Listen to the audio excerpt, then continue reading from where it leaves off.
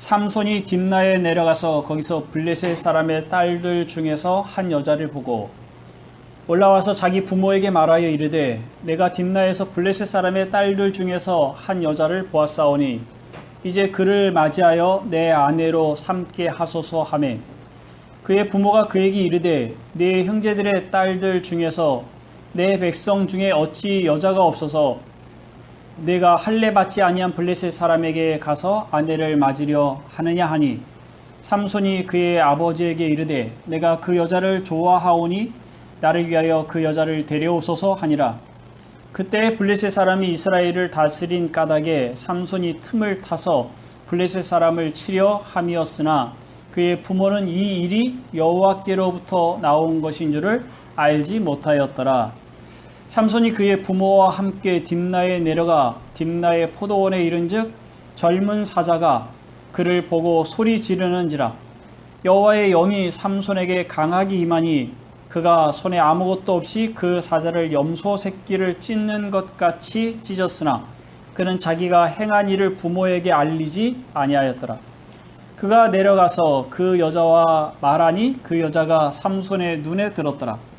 얼마 후에 삼손이 그 여자를 맞이하려고 다시 가다가 돌이켜 그 사자의 죽음을 본즉 사자의 몸에 벌떼와 꿀이 있는지라. 손으로 그 꿀을 떠서 걸어가며 먹고 그의 부모에게 이르러 그들에게 그것을 들여서 먹게 하였으나 그 꿀을 사자의 몸에서 떠왔다고는 알리지 아니하였더라. 아멘. 사사들 중에서 가장 이해하기 어려운 사람이 삼손입니다. 삼손은 블렛에 대해서 이스라엘을 구원하도록 부르심을 받았지만 앞에서 보았던 사사들과 같이 군사를 동원하거나 전쟁을 하는 방식으로 블렛에 있어서 구원해내지 않고 혼자서 싸웁니다. 그 과정에서 여자들이 등장을 하죠. 사랑하는 여자들이 등장을 하는데 그 첫 번째 여인에 관한 이야기가 14장과 15장 사이에 기록되어 있습니다. 삼손이 자라서 청년이 되었던 어느 날입니다. 딥나로 내려갔는데 딥나는 단 지파의 경계에 있는 지역인데 블레셋 사람들이 그곳까지 들어와서 통치를 하고 있었던 것 같습니다. 삼손은 그곳에서 블레셋 여인을 보게 되었고 한눈에 반합니다. 그리고 집으로 올라와서 부모에게 그 여인을 아내로 삼게 해달라고 요청을 합니다. 그러니까 부모는 반대합니다. 동족 중에서 아내를 찾으라고 합니다. 그 당시에 이스라엘 백성들이 신실하게 하나님의 말씀을 따라서 동족끼리만 결혼을 하고 하지는 않았습니다. 이미 앞서서 사사기 초반부터 있었지만 이방 여인들과 결혼을 하고 며느리를 데리고 오고 또 사위를 삼는 일들이 있었습니다.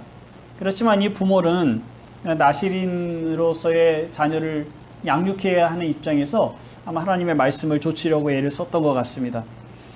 그러니까 부모가 반대를 했지만 그러나 삼손의 고집을 꺾지 못했습니다.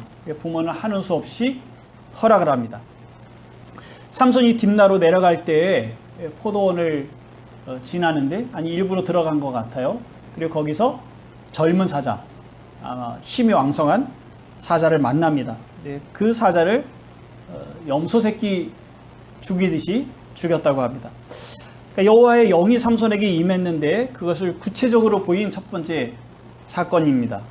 사자의 시체는 썩지 않고 그 건조 기후에 말라버렸고 그리고 거기에 벌들이 집을 지어서 꿀이 생겼습니다. 삼손이 그 꿀을 떠서 자기도 먹고 부모에게도 갖다 드렸는데 사자를 죽인 일이나 그 꿀이 사자의 몸에서 나온 것이라고 말씀을 드리지는 않습니다. 삼손이 혼인잔치를 하게 되었는데 블레셋 청년 30명이 혼인잔치에 들러리로 참석을 합니다. 아마 블레셋 여인의 경호 차원에서도 참석을 했던 것 같습니다. 친구를 삼기 위해서 왔다고 성경은 기록하고 있죠. 삼손이 그들에게 수수께끼를 제안합니다. 그들이 맞추면 그 30명에게 옷 한 벌씩을 주기로 했고 그들이 맞추지 못하면 그들이 한 벌씩 그래서 삼손에게 30벌의 옷을 주기로 합니다. 그러니까 수수께끼는 이것인데, 먹는 자에게서 먹는 것이 나오고 강한 자에게서 단 것이 나왔느니라. 이것이 무엇인가? 먹는 자는 사자죠.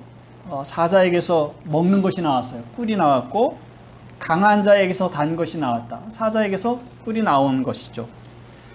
자, 블레셋 청년들이 이것을 맞출 수가 없습니다. 근데 그들이 삼손의 아내에게 그의 집을, 그 아버지 집을 불사르겠다고 겁박을 해서 답을 알아내게 합니다. 삼손의 아내가 삼손에게 울며 매달려서 답을 알아내고 블레셋 사람들에게 전해줍니다. 그리고 잔치의 마지막 날 그들은 삼손에게 답을 가지고 옵니다. 삼손은 그들이 아내를 겁박해서 부당하게 답을 알아냈다는 사실에 분노해서 블레셋 사람들이 살고 있는 아스글론에 가서 그곳 사람 30명을 죽이고 그들을 노략해서 거기서 옷을 가지고 와서 그 수수께끼를 맞힌 사람들에게 가져다 줍니다. 그리고 아내는 그 집에 두고 혼자 아버지 집으로 올라옵니다. 장인은 자기의 딸이 삼손에게 버림받았다고 생각을 해서 그 딸을 들러리로 왔던 친구들 중에 한 사람에게 내줍니다. 삼손이 얼마 후에 아내를 찾아왔습니다. 그런데 이미 아내는 다른 사람의 아내가 되었습니다. 삼손이 분노할 수 있는 기회를 제공한 것인데, 삼손은 여우 300마리를 잡아서 2마리씩 꼬리를 묶고 그 꼬리에다가 회를 달고 불을 붙여서 그 곡식이 있는 들판에 그 여우들을 몰았습니다. 그래서 꼬리에 불이 붙은 그 여우들이 여기저기를 돌아다니죠. 그래서 이미 배에 놓은 곡식단, 그리고 아직 배지 않은 곡식들, 포도원, 감람나무에 불이 붙었습니다. 블레셋 사람들이 삼손이 한 일인 줄을 알고 그의 아내와 장인을 불살라버립니다. 삼손은 또 그의 원수를 갚기 위해서 블레셋 사람들을 죽입니다. 이것이 이제 15장 8절까지 있는 내용입니다. 이 이야기를 읽을 때 우리가 영웅의 관점에서 읽는다면, 하나님의 영이 임하셔서 사자를 맨손으로 죽이고 블레셋 사람들 30명과 또 아내와 장인을 죽인 그 블레셋 사람들을 죽여 원수를 갚는 그런 용사로서의 삼손을 보게 될 것입니다. 하지만 조금 비판적으로 읽으면 참 이해하기 어려운 얘기입니다. 그러니까 삼손은 절대 하지 않아야 할 일을 해왔습니다. 그는 나시린으로 선택된 사람입니다. 나시린은 구별되어 하나님께 드려진 사람입니다. 포도주와 독주를 마시지 말아야 하며 또 시체에 접촉해서는 안 됩니다. 민수기 6장에 보면 나시린에 관한 말씀이 있는데 포도 열매도 먹지 않아야 합니다. 부모와 형제, 자매가 죽었을 때에도 접촉을 해서는 안 됩니다.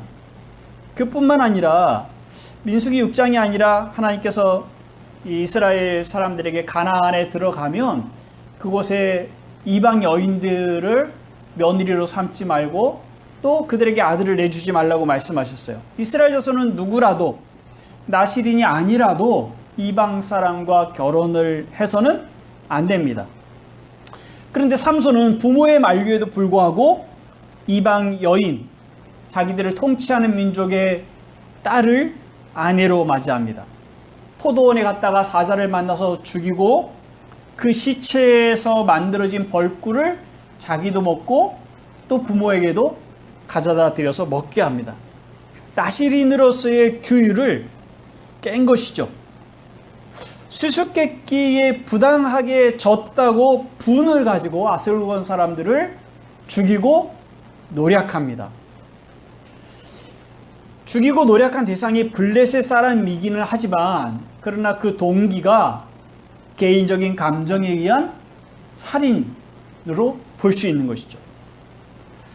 삼손이 나시린의 규칙을 어기고 개인적인 감정으로 블레셋 사람을 죽였다는 이것이 우리가 이런 비판적인 관점에서 성경을 이해하지 않고 그를 단지 한 영웅으로, 이스라엘의 사사로, 힘있는 용사로 성경이 읽혀지는 이유가 있습니다. 그 이유는 곳곳에 하나님의 영이, 여호와의 영이 임하였다, 이런 글들이 있기 때문에 그렇습니다.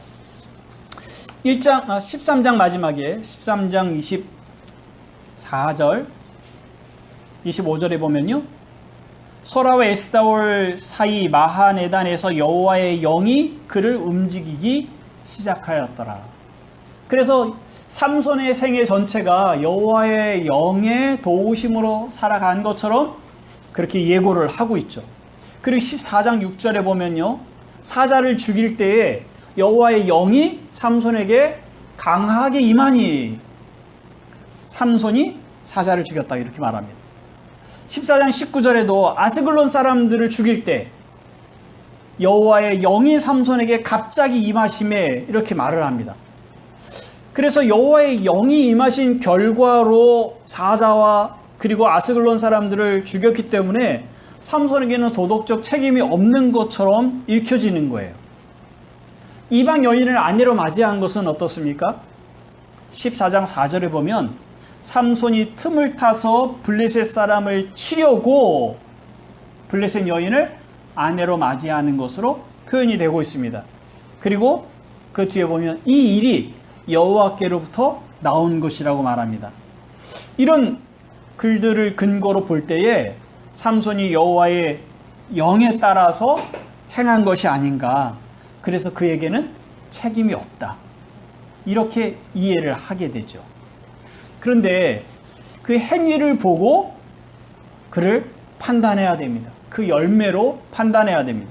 그는 분명히 나시린에게 주어진 명령, 그는 단 한순간에 어느 일정 기간 동안에만 나시린이었다가 혹시 부정한 것을 접하면 또 정결의식을 행해서 또 다시 나시린으로서의 삶을 살아가고 하는 것이 아니라 평생을 나시린으로 살아가도록 부르심을 받은 사람입니다.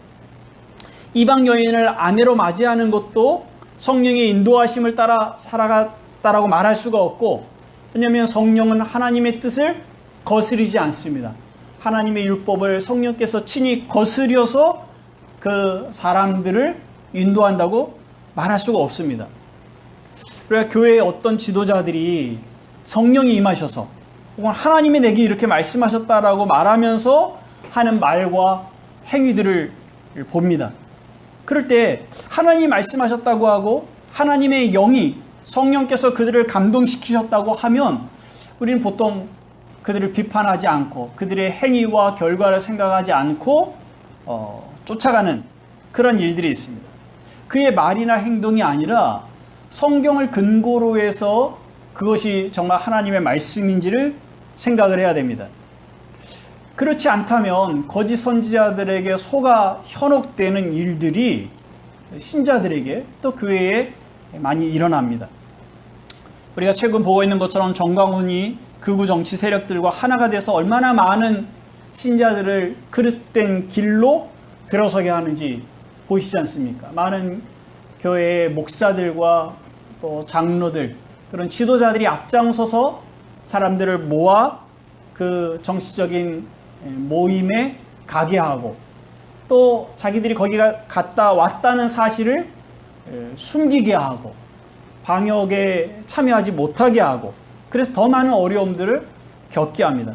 만약에 그것이 정말 애국이라면, 그리고 하나님의 뜻을 따라서 그렇게 했다면 자신 있게 거기 갔다 왔다고 왜 밝히지 못하는지, 왜 그것을 숨겨야 하는지 묻고 싶습니다. 그들의 말이 아니라 그들의 행동과 결과로서 판단을 해야 됩니다.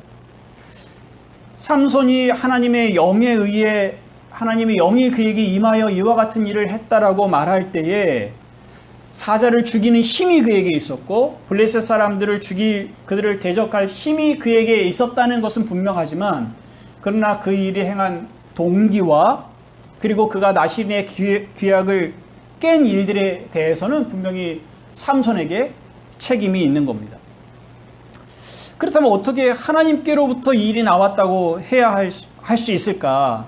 그것을 어떻게 이해해야 하나? 삼손이 자기의 열심과 정욕을 따라서 행하고 있는 것이어도 하나님께서는 그런 중에도 역사하셔서 하나님이 가지신 계획을 이루어 가실 수 있습니다. 그걸 보여주는 거예요.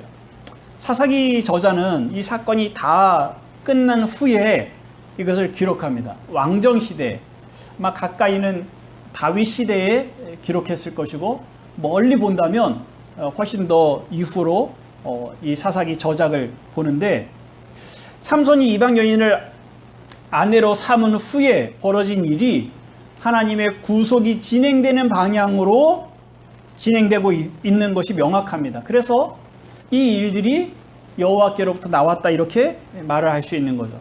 하나님은 모든 것의 가장 근국적인 원인이십니다. 그러니까 모든 일의 제1 원인이다, 이렇게 말할 수 있습니다. 모든 만물이 존재하는 것의 원인이시고 그 만물이 존재하는 모든 방식의 원인이시기도 하십니다. 하나님의 지혜와 능력에서 모든 것이 나왔습니다.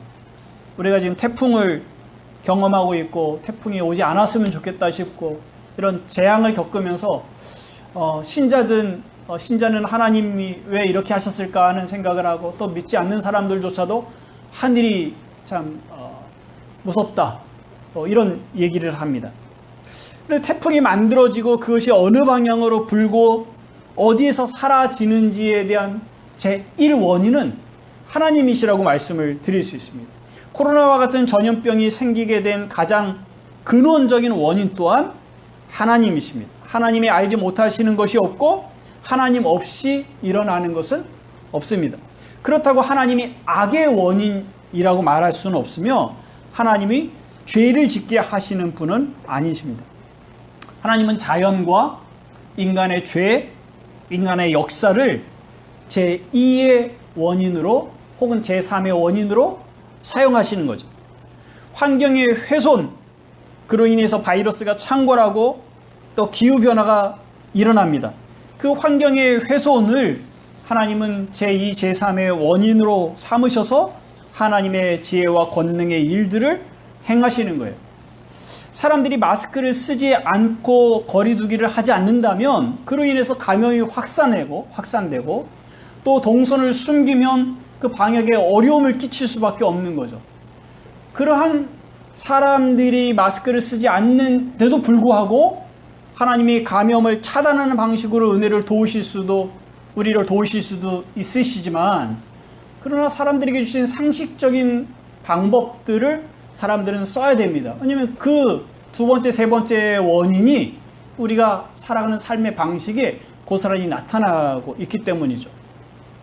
하나님은 그런 방식으로 하나님의 공의로움을 나타내십니다.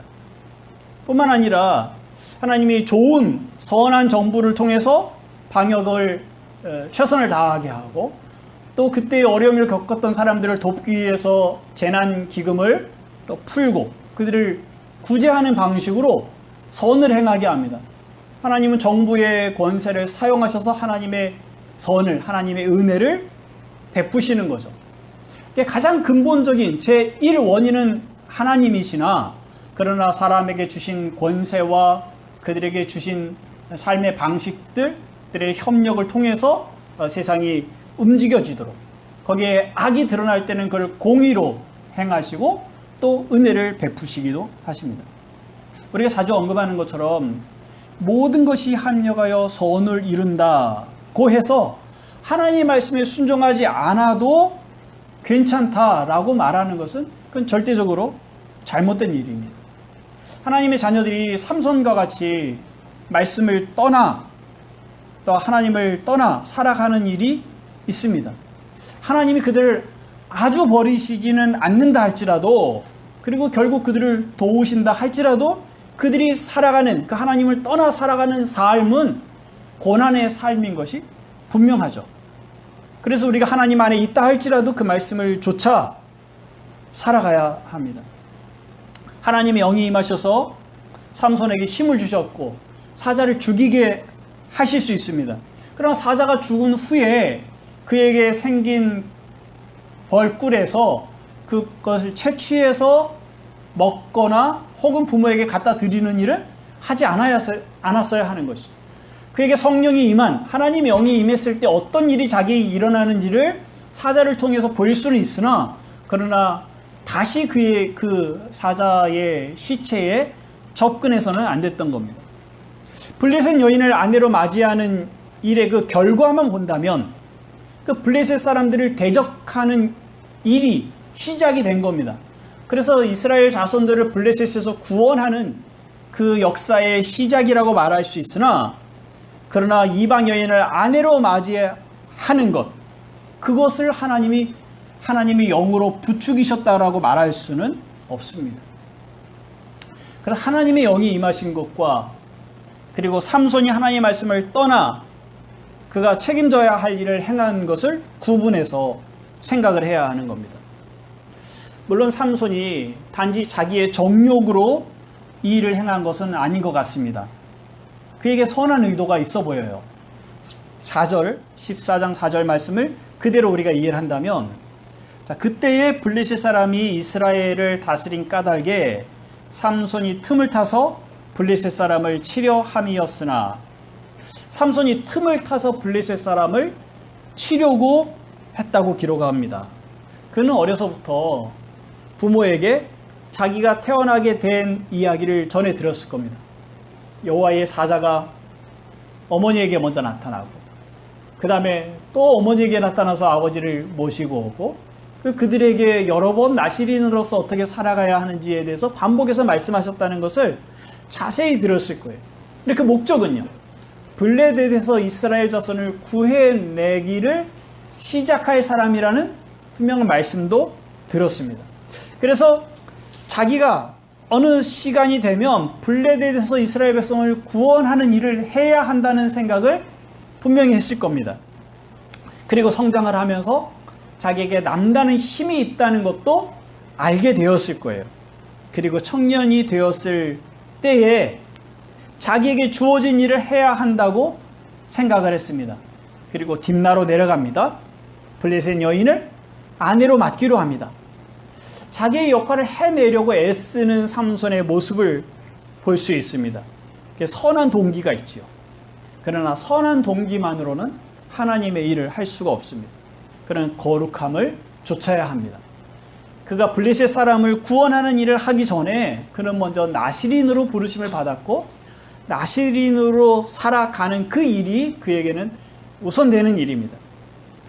나시린이 된다는 것은 하나님께 구별된 사람이라는 것이에요. 구별이라는 말을 성경의 다른 표현으로 하면 거룩함입니다. 거룩함은 구별되었다는 뜻이에요. 그는 거룩하게 부르심을 받았습니다. 거룩함은 무엇을 한다는 의미가 아니라 내가 하나님께 속하여서 내가 할 수 없고 하나님이 하신다는 그 고백을 하는 겁니다. 항복하고 하나님 편에 들어있는 것. 그것이 나시린으로의 삶이고 그것이 거룩함을 말하고 있는 거예요. 그런데 나시린의 규율을 깼다는 의미는 뭡니까? 그러나 하나님 편에서 하나님의 방식으로 일을 하지 않고 내가 내 힘으로 하겠다는 것이 바로 이 나시린의 규율을 깨는 것에 들어있습니다. 틈을 타서 블레셋 사람을 치려한 것은 하나님께 속한 일인 것 같지만 그는 하나님께 묻고 하나님의 방식으로 그 일을 했어야 합니다. 하나님이 주시는 기회를 따라서 일을 했어야 하는 것이죠. 힘이 센 젊은 사자를 만나 그것을 죽인 것으로 자기의 힘을 시험하고 그 정도면 됐다고 생각을 했을 겁니다. 삼손과 같이 자기의 열정으로 하나님의 일을 하려고 했던 사람이 대표적으로 모세를 말할 수 있습니다. 모세가 장성한 후에 모세에 대한 첫 번째 기록은 출애굽기 2장 11절에 있는데요. 이렇게 말합니다. 모세가 장성한 후에 한 번은 자기 형제들에게 나가서 그들이 고대에게 노동하는 것을 보더니 어떤 애굽 사람이 한 히브리 사람 곧 자기 형제를 치는 것을 본지라 좌우를 살펴 사람이 없음을 보고 그 애굽 사람을 쳐 죽여 모래 속에 감추니라. 모세가 장성한 후에 자기 형제, 자기 동포를 위해 위해서 한 첫 번째 일입니다. 그 폭력을 가하는 애굽 사람에게서 자기 동족을 구해낸 것이죠. 아마 모세는 자기가 이스라엘 백성의 구원자가 될 수 있다고 생각했을지 모르겠습니다. 그런데 사람들은, 동족은 아직 모세를 받아들일 준비가 되어 있지 않았습니다. 모세를 만난 그 다른 히브리 사람이 모세에게 이렇게 말합니다. 누가 너를 우리를 다스리는 자와 재판관으로 삼았느냐? 내가 애굽 사람을 죽인 것처럼 나도 죽이려느냐? 누가 너를 우리를 다스리는 자와 재판관으로 삼았느냐? 말합니다. 우린 너를 원하지 않는다는 거죠. 모세는 자기가 구원하려고 했던 그 백성들, 그리고 바로를 피해서 미디안 광야로 도망을 갑니다. 하나님께서 그를 부르실 때까지. 자기는 아무것도 할 수 없는 사람이라는 철저한 고백을 할 때까지, 하나님만이 이스라엘 백성의 구원자라는 것을 알 때까지 40년의 시간을 광야에서 보냅니다. 하나님은 결코 서두르지 않으시고, 그러면서 하나님은 지체하지 않으십니다. 하나님은 때와 시기를 기다리며 우리를 준비시키십니다. 선한 동기만으로는 불가능합니다. 거룩함이 있어야 합니다. 지금 교회가 위기를 맞았다고 합니다. 이미 위기는 오래전부터 얘기되고 있죠. 교회의 성장은 멈췄습니다. 신자들조차도 교회를 떠나고 또 목사들을 떠납니다. 가난한 신자로 살아갑니다. 공동체다운 공동체를 만날 수 없다고 말하고, 목사다운 목사를, 또 신자다운 신자를 볼 수 없다고 합니다. 왜 이렇게 됐습니까? 교회에 대한 열심이 없어진 것인가요? 하나님에 대한 열심은 여전히 있지 않습니까? 교회 조직을 견고하게 하고 건물을 세우고 교회를 부흥케 하려는 최신 프로그램들이 여기저기서 제공되고 있고, 또 교인들은 봉사하는 일에 열심이고 선교와 전도에 많은 돈을 들입니다. 그렇지만 거룩함을 상실했습니다. 신자들이나 또는 교회 지도자들은 여전히 세상을 사랑하고 세상의 방식으로 행복을 추구하고 거기서 삶의 안전을 얻으려고 합니다. 자기와 다른 생각을 가진 사람들, 다른 외모를 가진 사람들에게 긍휼이 없고 자비가 없습니다. 사랑이 없습니다. 자기 부인, 좁은 길, 이런 것이 교회의 중요한 단어가 아닙니다.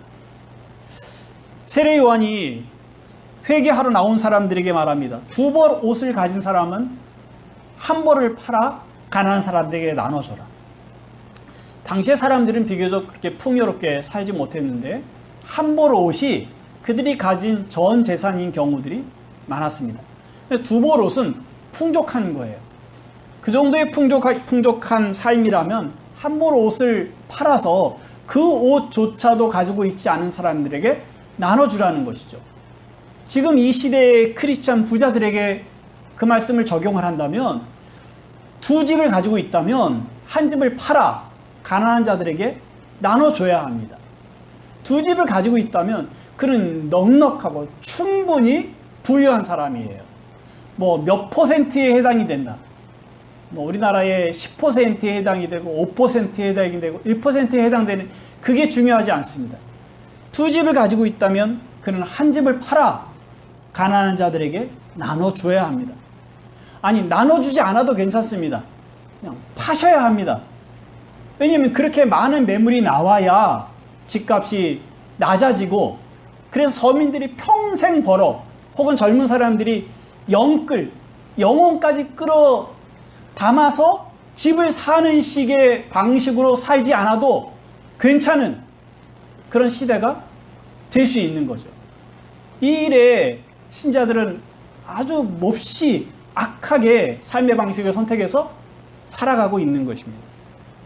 우리가 이와 같이 세상 방식을 선택해서 세상의 방식으로 부를 얻고 부자가 되고 세상의 방식으로 행복을 추구하는 한 거룩함을 어디서 찾을 수 있겠습니까?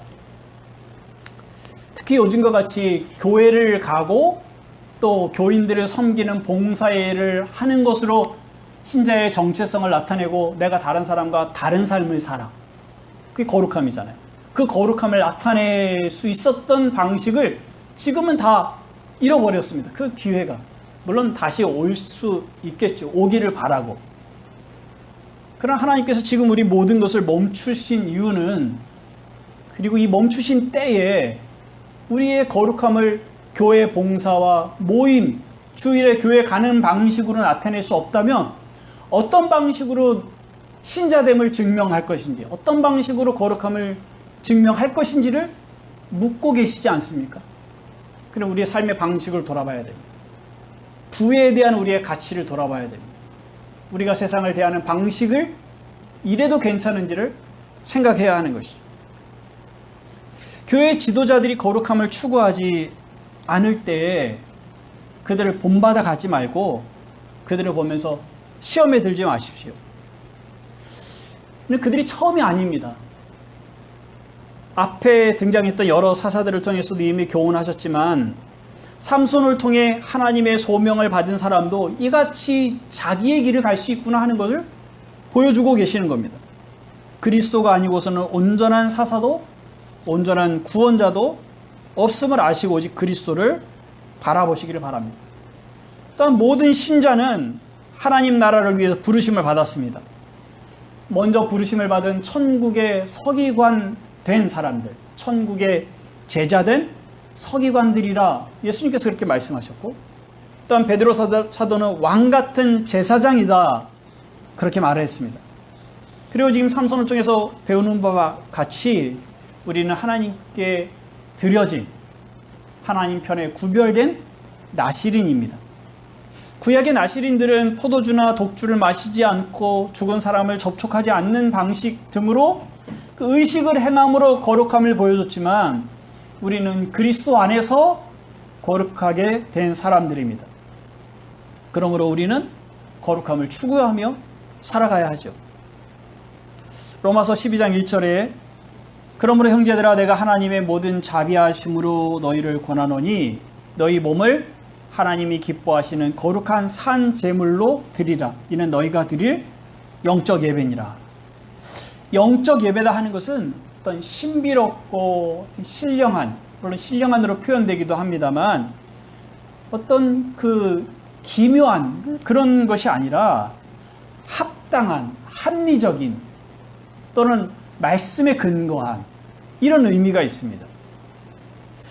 우리가 하나님께 거룩한 산 제물로 우리의 삶 전체를, 몸이라고 하는 것은 전인격을 말하는 건데 전인격 전체의 삶을 거룩하게 구별하여 하나님이 기쁘시게 할 만한 제사로 드리는 것, 그것이 합당하게 하나님을 섬기는 방법이라고 말하고 있는 겁니다. 그렇게 하기 위해서는 2절에 있는 것처럼 너희는 이 세대를 본받지 말고 오직 마음을 새롭게 함으로 변화를 받아 하나님의 선하고 기뻐하시고 온전하신 뜻이 무엇인지 분별하도록 하라. 이 세대를 본받지 말고 마음을 새롭게 함으로 변화를 받아 하나님의 뜻이 무엇인지 분별해야 합니다. 코로나 시대를 살아가면서 우리의 거룩함을 어디서 나타낼 수 있겠습니까? 우리가 세상 사람들에게 거룩함을 보여주기 위해서 거룩함을 유지해야 되는 것은 아닙니다. 알지 못하는 사람들이 우리가 거룩한지 거룩하지 않은지 어떻게 알 수 있습니까? 물론 이전에 교회에 들어가는 모습을 통해서 우리가 구별된 사람이라는 것을 그들이 알 수 있었을 겁니다. 근데 지금은 그런 방식으로 드러낼 수가 없죠. 그런데 우리가 거룩한지 거룩하지 않은지를 가장 잘 아는 사람들이 있습니다. 가족들이죠. 아내와 남편은 서로가 거룩한 사람인지 하나님께 구별된 사람인지 압니다. 자녀들은 부모가 거룩한 사람인지 압니다.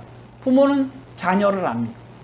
또 우리가 재택근무를 하는 일이 있지만 그래도 자주 만나는, 자주 접하는, 아니 가장 많이 접하고 살아가는 우리의 직장 동료들, 또는 학교의 친구들, 그들은 우리가 거룩한지 거룩하지 않은지를 압니다. 우리가 세상으로부터 구별된 사람인지, 세상과 똑같이 살아가는 사람인지를 아는 것이죠. 어떻게 알죠? 우리의 말하는 방식으로, 우리의 가치관으로, 돈에 대한 우리의 태도로, 미래를 생각하는 우리의 관점으로, 세상을 보는 관점으로, 지금 주어진 일들에 대해서 어떻게 생각하는지, 그냥 여전히 불평하고 염려하며 세상 사람들이 걱정하는 것처럼 걱정하고, 그리고 돈을 더 많이 가져야 행복한 것 같은 말들이 그 입에서 튀어나온다면 그 세상 사람들과 똑같이 세속화된 사람으로 볼 것입니다. 그러나 우리가 가진 것이 적음에도 불구하고 있는 것을 족한 줄 알고 하나님께 감사하고, 또 하나님이 주시는 그 모든 일들에 대해서 하나님을 즐거워하고 그의 삶을 행복하게 여기고 살아간다면 세상 사람들이 보기에 좀 이상한 사람이라고 생각을 하겠죠. 어떻게 저렇게 생각할 수 있을까? 그러면 그렇게 생각하면서 우리를 자기들과 다르게, 세상과는 다른 사람들이라고 우리를 구별할 것입니다. 그런 속에 우리의 거룩함이 들어있는 거죠. 물론 우리가 성장하는 사람들입니다. 그래서 거룩함을 가지고 있으나 여전히 부족한 모습, 다른 사람들에게까지 그 향기를 드러낼 만한 그런 영향력이 아직 나타나지 않을 수도 있습니다. 그러나 여러분들 대부분은 신앙생활을 오래 해왔습니다. 예수님을 믿은 지가 한참 됐죠. 그렇다면 우리 아이들보다 훨씬 더 건강한 가치관으로, 건강한 삶의 방식, 그리스도를 따르는 방식으로 거룩함을 보여야 하고, 또 다른 사람들이 우리의 삶을 통해서 거룩함을 확인할 수 있어야 합니다. 우리는 삼손과 같이 나시린으로 부르심을 받았습니다. 성령께서 우리 안에 거하십니다. 그러나 삼손이 자기의 길을 걸어간 것처럼 우리도 여전히 자기의 길을 걸어가면서 성령과 우리 안에 갈등이 일어나는 삶을 살아갈 수 있습니다. 그것은 성령을 근심시키는 일이고 우리는 행복하지 않은 삶의 방식입니다. 성령이 말씀하시는 말을 순종하여 따라갈 때, 거룩함을 추구할 때 신자는 어렵게 버겁게 할 수 없이 신앙생활을 하는 것이 아니라 진정한 기쁨과 행복이 거기 있는 줄 알고 가벼운 걸음으로 살아갈 수 있지 않겠습니까? 거룩함을 추구하는 것, 그것이 행복의 길입니다. 이미 우리가 그렇게 부르심을 받았습니다. 또 함께 그 길을 걸어가는 동료들이 옆에 있습니다. 거룩함을 추구합시다.